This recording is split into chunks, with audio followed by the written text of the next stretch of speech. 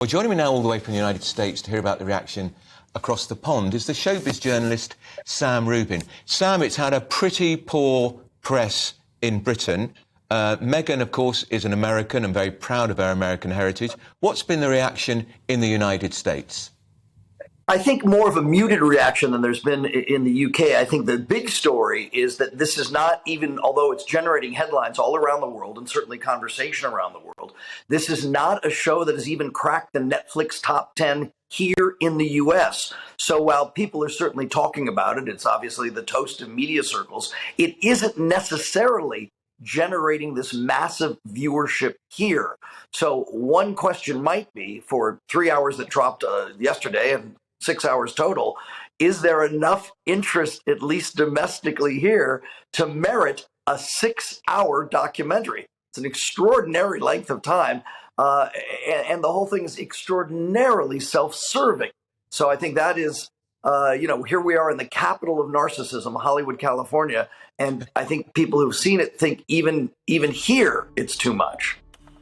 What is the objection for people watching this in America, Sam? Is it the criticism of Her Majesty the Queen? It's only 3 months to the day yesterday that she died. Or is it just the sense that I've got that they just seem to carp about everything? Yeah, I think a lot of it is whiny. And I tell you what, for every 10 negative comments you hear, there's certainly somebody who says, oh, it's a fairy tale come true, I love her, that type of thing. So it isn't, 100% against the two of them. And I think there is this sort of, princess out of nowhere story that is vaguely interesting. But you can't sit in your $15 million mansion in arguably the single most exclusive area of Southern California, with Oprah just down the street close enough to borrow a cup of sugar from, and complain. I think there's an extraordinary amount of complaining for people who, to a large degree, have nothing to complain about. Yeah, they've still got their titles, they've got all this money, they're apparently making over £100 million from Netflix. Do you think Netflix are going to get a return on this money? If the viewing figures are that bad in America, maybe they won't.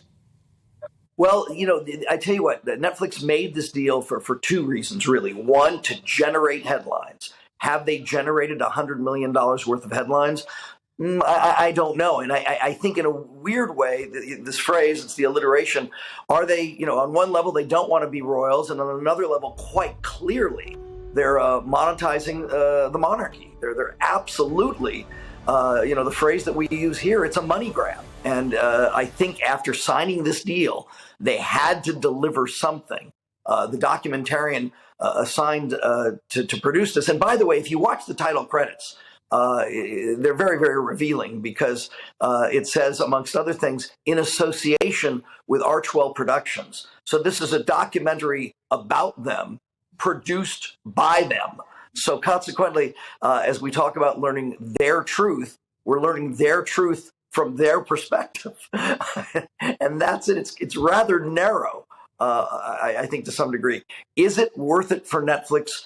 Somehow there's a calculation that the conversation, for example, that you and I are having, which has mentioned Netflix, has a value. That conversation, these global headlines, you total all that up and the viewership, does it equal 100 million American dollars? I don't know if it does or not. Netflix is certainly hoping that it does. All right, that's the US